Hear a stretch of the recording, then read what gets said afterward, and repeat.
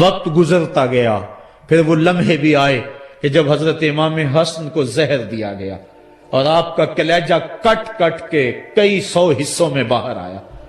آپ سے آخری لمحے حضرت امام حسین نے پوچھا کہ میرے بھائی کوئی وصیت؟ کہا بیٹا کوفے والوں سے بچ کے رہنا، ان کے دغے سے بچ کے رہنا۔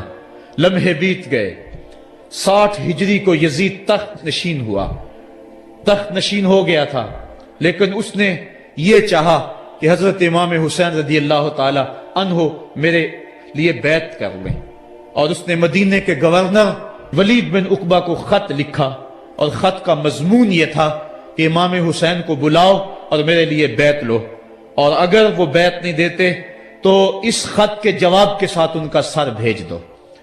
ولید بن عتبہ محب اہل بیت تھا، اس نے رات کی کافی تاریکی کے اندر حضرت امام حسین رضی اللہ تعالیٰ عنہ کو پیغام بھیجا۔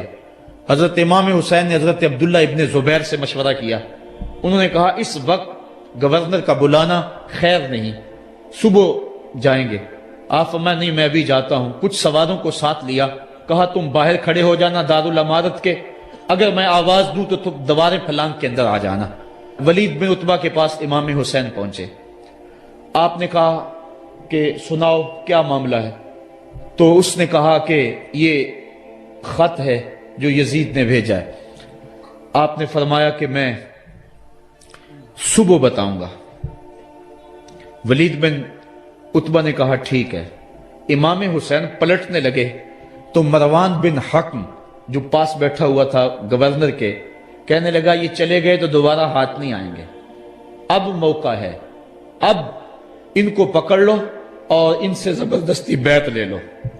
یہ بات حضرت امام حسین کے کانوں میں پڑی، آپ پلٹے، نیام سے تلوار نکالی، حیدری کچھار سے محمدی شیر نکل آیا، اور حضرت امام حسین رضی اللہ تعالیٰ عنہ نے اس وقت جو جملے کہے، تاریخ کے اوراق کے اندر وہ جملے محفوظ ہیں۔ حضرت امام حسین نے کہا ایھا الامیر، اے امیر تو جانتا نہیں ہم کون ہیں؟ انا معدن الرسالہ و مہبط الوحی و مختلف الملائکہ، میں وہ ہوں جس کے گھر میں جبریل آتا تھا، ہمارے گھر میں وحی اترتی رہی ہے۔ وَيَزِيدُ بْنُ الْمُعَاوِيَةِ رَجُلٌ فَاسِقٌ فَاجِرٌ قَاتِلُ النَّفْسِ مُعْلِنٌ بِالْفِسْقِ شَارِبُ الْخَمْرِ وَمِثْلُنَا لَا يُبَايِعُ، کہا اور یزید شرابی ہے، یزید مسلمانوں کا قاتل ہے، یزید فاسق مولن ہے، اے امیر میرے جیسا شخص چھپ کر بیعت نہیں کر سکتا۔ اللہ اکبر۔ حضرت امام حسین نے جب یہ بات کہی، جو باہر لوگ کھڑے تھے وہ بھی چاقو چوبند ہو گئے۔ اس نے کہا حضور آپ جائیے۔ مروان مشورے دیتا رہا، لیکن حضرت امام حسین کو گورنر مدینہ نے کہا کہ آپ جائیے۔ حضرت امام حسین رضی اللہ تعالیٰ عنہ واپس پلٹے۔ حضرت امام حسین کی ہمشیرہ سیدہ زینب انتظار کر رہی تھی بھائی کا۔ پوچھا کیا ماجرا ہے؟ کہا حالات بگڑ گئے، اب ہمارا مدینے میں رہنا محال ہے، صبح سحری سے قبل شہر مدینہ چھوڑ دیں۔ اللہ اکبر، ورنہ ہمارے خون سے نبی کا حرم لالا زار بنے گا۔ حضرت امام حمام رضی اللہ تعالیٰ عنہ نے اہل بیت کی مشاورت سے یہ فیصلہ کر لیا۔ کجاوے کسے جانے لگے، سامان تیار ہو گیا۔ حضرت محمد بن حنفیہ کو کہا کہ تم یہاں رہو اور تم خبر پہنچانا کہ پیچھے کیا ماجرے ہوتے ہیں، اور مکے کی طرف میں سفر کر رہا ہوں۔ کہانی لمبی ہو رہی ہے اور وقت کے دامن میں اتنی گنجائش نہیں ہے کہ پھر کس طرح شہر مدینہ چھوڑا ہوگا۔ حاجی جاتے ہیں 8 دن اور 8 دن کے بعد مدینہ چھوڑتے ہیں۔ ان سے کوئی پوچھو کہ مدینہ چھوڑنا کتنا مشکل ہے۔ وہ کیا کسی حاجی کو لوگ مبارک دے رہے تھے؟ اس نے کہا تھا مبارک دے رہے ہو دوستو حج و زیارت کی، میرا غم بھی تو دیکھو، میں مدینہ چھوڑ آیا ہوں۔ جو 8 دن مدینہ رہتا ہے اس سے مدینہ چھوڑا نہیں جاتا جس کی ولادت مدینے میں ہوئی۔ جو کھیلتا تھا تو مدینے کی گلیوں میں، جس کے گھر کا دروازہ مسجد نبوی میں کھلتا تھا، اس حسین کو مدینہ چھوڑنا قیامت ہوگی۔ شہر مدینہ چھوڑا حضرت امام حسین رضی اللہ تعالیٰ عنہ مکہ المکرمہ پہنچے، وہاں رمضان گزرا، حالات وہاں بھی بگڑتے گئے، مسلسل خط آتے رہے کوفے سے۔ کہانی طویل ہے۔ 8 ذو الحج کو حضرت امام حسین رضی اللہ تعالی عنہ کوفے کی طرف عازم سفر ہوئے۔ حضرت عبداللہ ابن عمر، عبداللہ ابن عباس رضی اللہ تعالی عنہما اور دیگر صحابی ہاتھ جوڑ کے کھڑے ہو گئے، بلکہ حضرت عبداللہ ابن عباس نے تو یہاں تک کہہ دیا کہ میں دیکھ رہا ہوں کہ وہاں تمہیں شہید کیا جائے گا، آپ اگر ضرور جاتے ہیں تو ان بچوں کو چھوڑ دیں۔ حضرت امام حسین فرماتے میرے غم گسارو، میرے پیارو مجھ کو نہ روکو، مجھ کو جانے دو، مجھے نانے کے دین کی ڈوبتی کشتی بچانے دو، میں جاتا ہوں کہ دنیا پر وفا کا نام رہ جائے، میں رہوں نہ رہوں پر عظمت اسلام رہ جائے، میں نہیں جاتا تو نبی کے گھر کی آن جاتی ہے، لوگوں تمہارا دین جاتا ہے، میری غیرت ایمان جاتی ہے۔ کہا مجھے جانا ہوگا۔ 8 ذو الحج کو لوگ کعبہ کی طرف آ رہے ہیں اور کعبہ دلہن کی طرح سنورا ہوا ہے، طواف کرنے والوں کا جھرمٹ ہے، حاجی حج کرنے آ رہے ہیں، لیکن حضرت امام حمام کسی اور حج کی تیاری کر رہے ہیں۔ کسی نے کہا حج تو کر جائیں، اتنی مرتبہ مدینے سے پیدل چل کے آئے اور آج تو مکہ المکرمہ میں موجود ہے۔ کہا پیچھے ہٹو، جو حج میں کرنے جا رہا ہوں وہ انوکھا ہوگا، وہ نرالا ہوگا، تم بھی طواف کرو گے، میں بھی طواف کروں گا، تم طواف کعبۃ اللہ کا کرو گے اور میں خیموں کا طواف کروں گا۔ ایک حج تمہارا ہے، ایک حج میرا ہے، تم بوسے لوگے کس کے حجر اسود کے، میں اپنے فرزند کا منہ چوموں گا۔ لوگوں ایک طواف تمہارا ہوگا، ایک طواف میرا ہوگا، تم آب زمزم پیو گے، میں پیاسا رہوں گا، اور تم کبھی صفا پہ کبھی مروہ پہ دوڑو گے، میں کبھی علی اکبر کی لاش اٹھانے جاؤں گا، کبھی میں قاسم کی لاش اٹھانے جاؤں گا، کبھی اون و محمد کے تڑپتے ہوئے لاشوں کو اٹھانے جاؤں گا۔ لوگوں ایک حج تمہارا بھی ہے، ایک حج میرا بھی ہے۔ جب تم حج کر لو گے تمہاری سائی مکمل ہو جائے گی تو تم سر مڈا کے حرام کھول دو گے، اور جب میری سائی مکمل ہو جائے گی تو میں سر کٹا کے حرام کھول دوں گا۔ تم سفید حرام پہنو گے، میں سرخ حرام پہنوں گا، اور وہ حج قیامت تک کے آنے والے حجوں کی آبرو ہوگا۔ حسین اگر نہ شہید ہوتا تو آج گھر گھر یزید ہوتا، اسلام کی عظمت عیاں نہ ہوتی، خدا کے گھر میں اذان نہ ہوتی، بار الہا نوحہ سناتا پھرتا، تا روز جزا اشک بہاتا پھرتا، امداد نہ کرتے اگر کربلا میں حسین، اسلام تیرا ٹھوکریں کھاتا پھرتا۔ کربلا کی تپتی ہوئی ریگزار میں حضرت امام حسین نے جبر و ظلم کے خلاف جس قوت سے کھڑے ہو کر عظیمت کی داستان رقم کی۔ 10 محرم کا دن تھا، جمعہ کا یوم سعید تھا، بھیچ کربلا کے میدان میں دوپہر کے وقت جب نبی کا خاندان اجڑ رہا تھا، ایک ایک کلی اس چمن کی کٹ رہی تھی، 72 افراد 22,000 کے لشکر جرار کے مقابلے میں کھڑے تھے۔ وہ یزید جس نے اس کے علاوہ بھی بڑے جرم کیے، جس نے جو ہے وہ 1700 صحابہ کو مکہ المکرمہ میں شہید کیا، جس نے 700 حفاظ کرام کو شہید کیا، جس نے حضرت ابو سعید خضری کی داڑھی نوچ لی، جس نے مدینے کے اندر مسجد نبوی کے اندر گھوڑے باندھے، جس نے جو ہے وہ 3 دن تک مسجد نبوی کے اندر اذان نہ ہونے دی، وہ یزید آج کربلا کے تپتے ہوئے ریگزار کے اندر آل رسول کے ساتھ ظلم کی وہ داستان رقم کر رہا تھا کہ قیامت تک آنسو سسکیاں نہیں تھمنے پائیں گی۔ یزید مر گیا، اس کا نام مٹ گیا، اس کا تشخص مٹ گیا، لیکن حسین کا نام آج بھی زندہ ہے، اس کا پیغام آج بھی زندہ ہے۔ یہ ہزاروں کا مجمع، یہ امٹتے ہوئے محبتوں کے جذبات، یہ آنکھوں کا آنسوؤں کا خراج دینا، کیا یہ حسین ابن علی کی زندگی کی دلیل نہیں ہے؟ کون ہے جو یزید کا نام لیتا ہو؟ آج اگر کوئی یزید کا نام لیتا بھی ہے تو سر جھکا کے لیتا ہے۔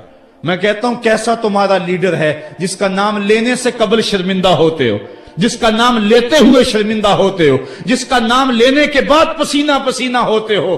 تم اپنے قائد اور لیڈر کا نام لیتے جھجکتے ہو، گردن جھکا کے دائیں بائیں دیکھ کے نام لیتے ہو، اور جب ہم نام اپنے آقا کا لیتے ہیں سر اٹھا کے لیتے ہیں۔ اے حسین ابن علی تم پر سلام.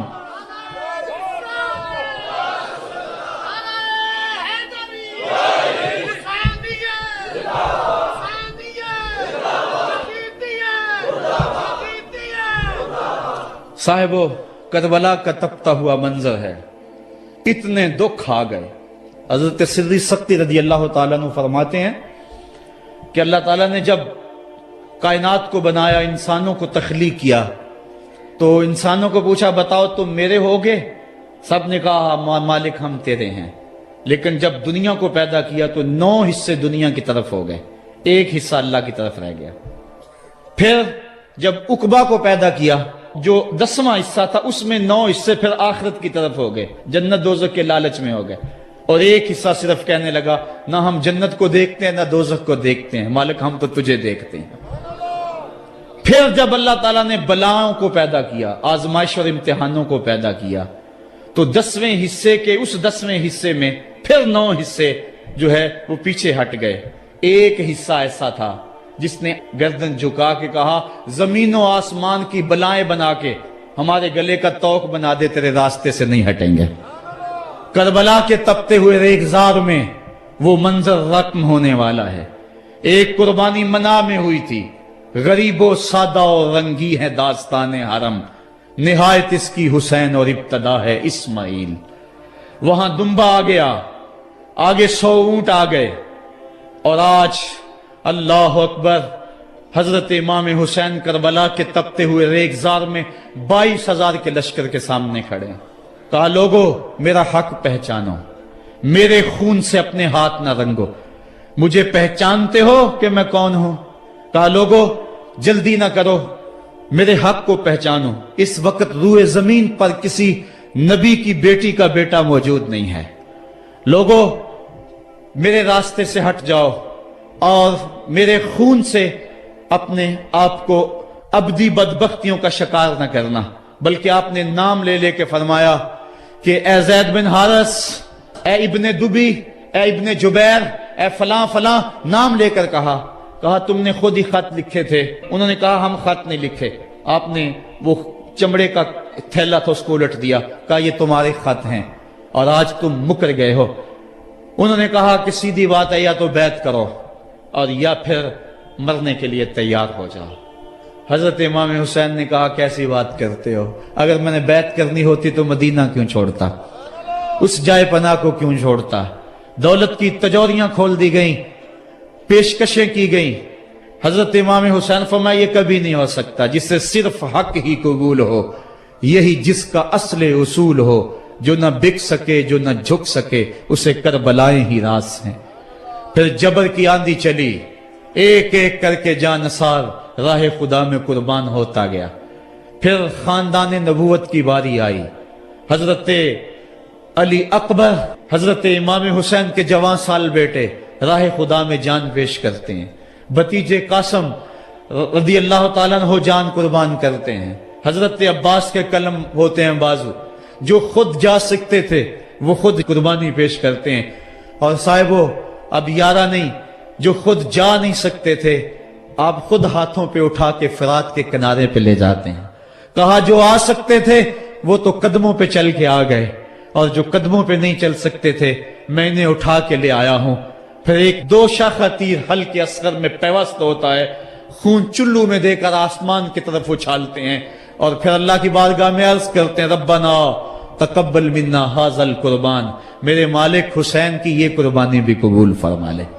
یہ کام آسان نہیں ہے، جگر پارا ہاتھوں میں تڑپ کے ٹھنڈا ہو جائے اور پھر بھی صبر کا مظاہرہ کیا جائے اور اللہ کی رضا پہ راضی ہو جائے.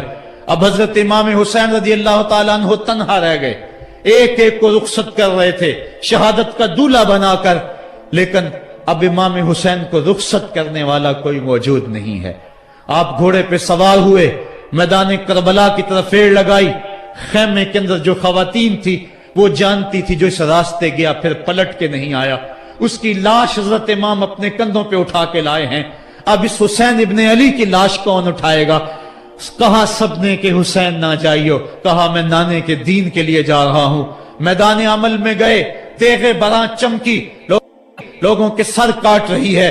آواز آ رہی ہے، یہ کون ذی وقار ہے، بلا کا شاہ سوار ہے، لباس ہے پھٹا ہوا، غبار سے اٹا ہوا، لخت لخت کٹا ہوا، پھر بھی ہے ڈٹا ہوا، تمام جسم نازنی چھدا ہوا کٹا ہوا، پھر بھی ہے ڈٹا ہوا، یہ نبی کا نور عین ہے، یہ بال یقین حسین ہے۔ حسین ابن علی نے کربلا کے تپتے ہوئے ریگزار کے اندر وہ عظیمت کی داستان رقم کی اور پھر بوچھاڑ تیروں کی، ایک تنہا سید زادہ اور ہزاروں تیر چاروں سمت سے ان کے اوپر برسنے لگے، کسی نے نیزہ مارا، کسی نے تیر مارا۔ جب حضرت امام حسین گھوڑے کی زین سے نیچے اترے تو اس وقت آپ کے بدن پر 33 زخم تلواروں کے تھے، 34 نیزے کے انیاں آپ کے جسم کے اندر کھبی ہوئی تھی، اور محتاط روایات کے مطابق جب بعد میں آپ کا پیراہن اتارا گیا تو اس کے اندر 113 سوراخ تیروں کے نکلے، اور وہ تیر جسم میں پیوست جب گھوڑے کی زین سے فرشے زمین پر گرے، لگا جس طرح ریحل سے قرآن گر گیا ہو۔ حضرت امام حسین رضی اللہ تعالی عنہ جب گھوڑے کی زین سے فرشے زمین پر گرے تو وہ جو تیر جسم میں کھبے تھے وہ اور پیوست ہو گئے، خون مشکبو ریت کے ذروں پہ بہنے لگا، گویا اسلام کا دل دھرتی کے اوپر ہے، کائنات راشے میں آ گئی، کربلا کی دھرتی کا کلیجہ کانپ رہا ہے۔ حضرت ام سلمہ کو حضور نے کربلا کی مٹی دی، کہا جب یہ خون بن جائے تو سمجھ لینا کہ میرا حسین شہید کر دیا گیا ہے۔ وہ مدینے کے اندر خواب دیکھتی ہیں کہ آقا کریم علیہ السلام داڑھی مبارک کے اندر گرد مبارک پڑی ہوئی ہے اور بال الجھے ہوئے ہیں، گھبرا کے اٹھ کھڑی ہوئی کہ کیا ماجرا ہے، اور جلدی سے اس شیشی کو دیکھا تو وہ شیشی کا جو مٹی رکھی ہوئی تھی وہ خون بن گیا تھا، اور آپ نے کہا اہل مدینہ سن لو، حضرت امام شہید کر دیے گئے ہیں۔ ادھر امام حسین خون اور خاک کے اندر تڑپ رہے ہیں اور آپ کے جسم نازک پر برچھیوں، تیغوں اور تلواروں کے ساتھ جو ہے وہ لوگ وار کر رہے ہیں۔ سنان بن انس نخی آگے بڑھا لیکن سر کاٹنے کی ہمت نہ پڑی، اس نے نیزہ مارا اور آپ کے گلے کے قریب وہ نیزہ پار کر گیا اور خون کا فوارہ پھوٹا۔ زرع بن شریک نے آپ کی پیشانی پہ نیزہ مارا، آپ گھبرا کے گرے، اٹھے اور پھر گر گئے، اور پھر آپ نے اپنی پیشانی سجدے میں رکھ دی، اپنا خون جو تھا وہ چہرے پہ مل لیا۔ حسین نے سرخ رنگ کے خون کا جو خضاب تھا وہ اپنے داڑھی پہ لگا لیا کہ کل میں اپنے نانا کو یہ رنگت بھی دکھاؤں گا۔ حرم کی وہ داستان جو مناس سے شروع ہوئی تھی آج اس کی تکمیل ہو رہی ہے، وہ غریب اور سادہ اور رنگین داستان حضرت امام حسین رقم کر رہے ہیں۔ خون سے داڑھی رنگ گئی اور آپ کے ماتھے کے اوپر زرع بن شریک نے وہ جو نیزہ مارا تھا اس سے آپ سنبھل نہ سکے، اٹھ کے پھر نیچے گرے، پیشانی کو سجدے میں رکھا اور سجدے میں رکھ کے اللہ کی بارگاہ میں آخری لفظ جو میرے امام کی زبان سے نکلے دلوں کی تختیوں پہ نوٹ کر لو اور دیکھو۔ اللہ تعالیٰ کے بندے حضرت خلیل نے دعا مانگی تھی، اے میرے مالک، اے میرے مالک، میں اس جگہ تے اپنی ذریت اولاد کو چھوڑ کے آباد کر کے جا رہا ہوں اور دعا کرتا ہوں کہ وہ نماز کو قائم رکھیں۔ آج اس دعا کی تکمیل کا منظر لوگوں کے سامنے ہے کہ 113 تیر جسم میں کھبے، 34 تلواروں کے گھاؤ، اور وہ بھی راوی کہتے ہیں کہ ایک ایک گھاؤ میں کتنی کتنی تلواروں کے زخم تھے اور نیزے کی انیاں جسم میں کھبی ہوئی تھی، آپ کے کلیجے کے اندر نیزے کی انی کو توڑ دیا گیا تھا۔ اس موقع پہ حضرت امام حسین رضی اللہ تعالی عنہ نے اپنے آپ کو سنبھال کے پیشانی کو ریت کے اوپر رکھا اور اللہ کی بارگاہ میں آخری لفظ حضرت امام حسین کے لبوں پہ جو مچلے خون نکل رہا تھا، اور خولی بن یزید آگے بڑھ کے سر انور کو جدا کرنے کی تیاریاں کر رہا تھا۔ سنان بن انس آگے بڑھا لیکن کپ کپا کے پیچھے ہو گیا، خولی بن یزید آگے بڑھا وہ بھی پیچھے ہو گیا، پھر شمر آیا اور شمر آپ کے جسم نازک کے اوپر بیٹھ گیا۔ حضرت امام حسین نے جب دیکھا تو اس کے بدن کے اوپر برس کے پھل بیری کے نشان تھے، تو حضرت امام حسین کی زبان سے نکلا صدق اللہ و صدق رسول اللہ، میرے آقا میرے اللہ نے سچ کہا۔ اس نے کہا کیا سچ کہا؟ کہا ایک دن میں حضور کی خدمت میں حاضر تھا تو حضور نے فرمایا تھا میں دیکھ رہا ہوں ایک چتکبرا کتا میری اولاد کے خون میں منہ مار رہا ہے۔ آج میں دیکھ رہا ہوں کہ مصطفیٰ کریم کا وہ فرمان جو ہے وہ پورا ہو رہا ہے۔ وہ غصے میں آیا، امام جلدی اپنی پیشانی سجدے میں رکھی اور اللہ کی بارگاہ میں امام کے آخری لفظ تھے، اللہم رضن بقضائک وصبرن علی بلائک تسلیما لامرک سبحان ربی الاعلی سبحان ربی الاعلی سبحان ربی الاعلی۔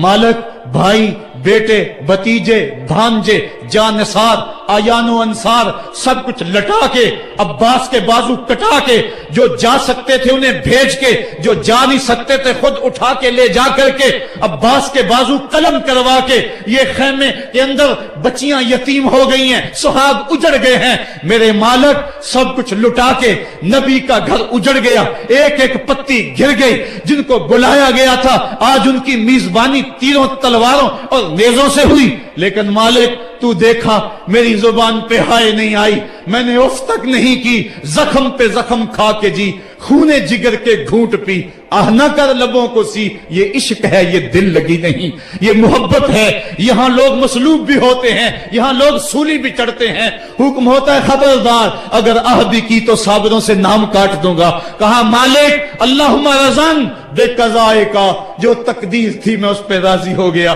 وصبرن علی بلائے کا، مالک تو نے دیکھا میں نے صبر بھی کیا، تسلیماً لامرے کا، مجھے مالک اعتراض بھی کوئی نہیں، جو تیرا حکم تھا میں نے اس کو تسلیم بھی کر لیا، سبحان ربی الاعلی۔ مالک تو بڑا ہے، تو بڑا ہے۔ حسین سب کچھ لٹا کے، بچے کٹا کے، بازو کٹا کے، گھر اجاڑ کے مالک تیری بارگاہ میں حاضر ہو رہا ہے، اور اتنا کچھ کرنے کے باوجود بھی تیرے پہ راضی ہے۔ میرے مالک تو بھی بتا، تو بھی حسین پہ راضی ہوا ہے یا کہ نہیں ہوا ہے؟ تو بھی حسین پہ راضی ہوا ہے کہ نہیں ہوا؟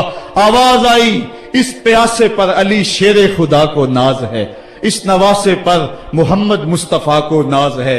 اوروں نے بھی سجدے کیے پر اس کا عجب انداز ہے، اس نے وہ سجدہ کیا جس پر خدا کو ناز ہے۔ اے حسین ابن علی تم پر سلام، میرے ساتھ مل کے کہہ دو، اے حسین ابن علی تم پر سلام، اے حسین ابن علی تم پر سلام۔ یہی وقت تھا جب خاندان نبوت لٹ رہا تھا، دوپہر کا وہی سما، وہی لمحے، ان ہواؤں کو ہاتھ جوڑ کے کہو ہمارا سلام کربلا والے آقا کے حضور پہنچا دے، اور عرض کرو اے حسین ابن علی تم پر سلام، نازش آل نبی تم پر سلام، تم پہ لاکھوں رحمتیں لاکھوں سلام، اے شہیدان محبت کے امام، لالا گوں لالا بدن لالا کفن، اے چمن اندر چمن، زندگی ہی زندگی تیری حیات، اے حیات اندر حیات، افتخار ملت بیضا ہے تو، رب کعبہ کی قسم یکتا ہے تو، فخر کا دل میں دریچہ باز کرنا چاہیے، جن کا تو آقا ہے ان کو ناز کرنا چاہیے۔ ہم واہ حسین والے ہیں، آ حسین والے نہیں ہیں۔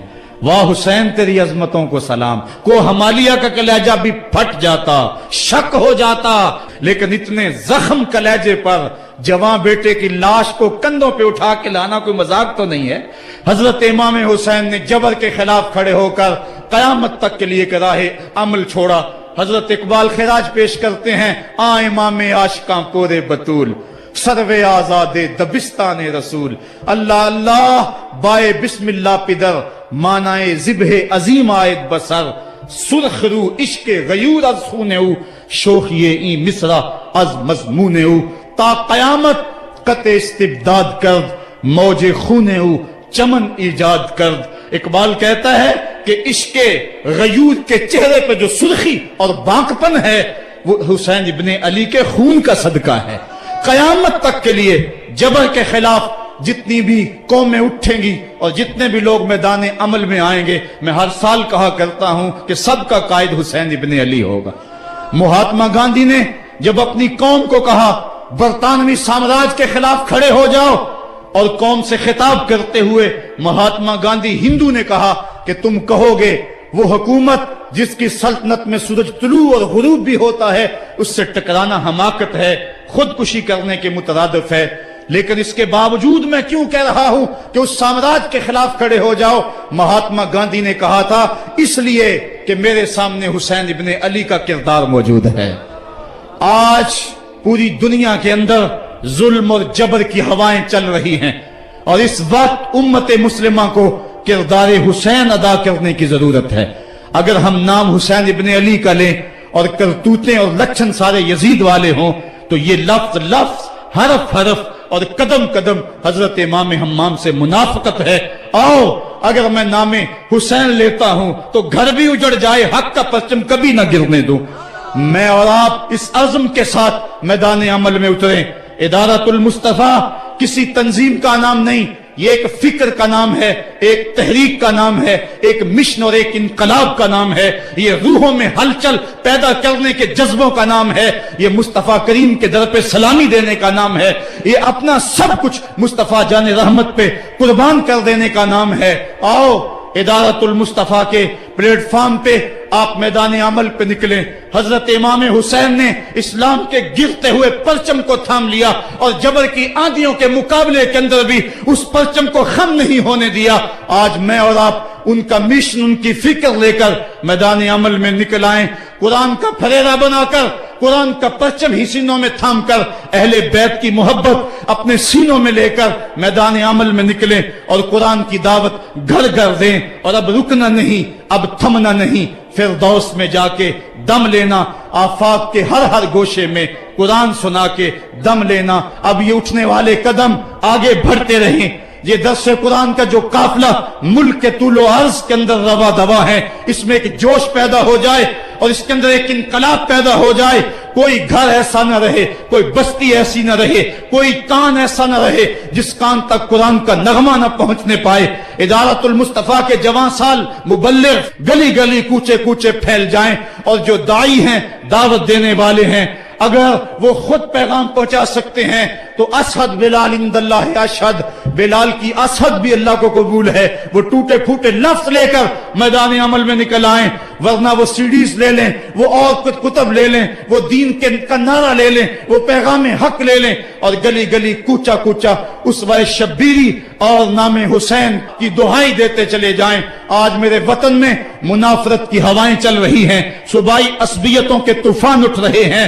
پاکستان کا جو حامی ہے حرامی ہے کہ نعرے گونج رہے ہیں، پاکستان نہ کھپے کی باتیں ہو رہی ہیں۔ اس وقت حکومتوں کو اپنے اقتدار سے غرض ہے، ملک لٹتا ہے، لوگ روٹی کے نوالے کے لیے ترستے ہیں، 18 روپے میں روٹی بک رہی ہے، ان کو کوئی پتہ نہیں ہے انہوں نے ملک نہیں بنایا، انہوں نے ملک میں عیش کیا، ملک کے وسائل کو لوٹا۔ مجھے تو وہ بزرگ یاد آ رہے ہیں جنہوں نے اپنی جوانیاں اس ملک کے لیے وقف کر دی، لا الہ الا اللہ کی سربلندی کے لیے ماں نے اپنی ممتا بری گودیاں قربان کر دی، کسی نے اپنا سہاگ اجاڑ دیا۔ اس وطن کے لیے تاریخ کی سب سے بڑی ہجرت ہوئی۔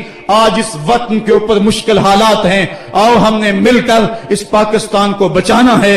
روح حسین سے خراج مانگے اور حضرت امام حسین سے عرض کریں کہ اے امام پاک، ہمارے جذبوں کو قوت دے دو، اپنے خون کی حرارت ہمارے خون میں ڈال دو، اور ہمارے دلوں کو حریم قدس سے آشنا کر دو۔ اللہ مجھے آپ کو اپنی راہوں کا مسافر بنائے۔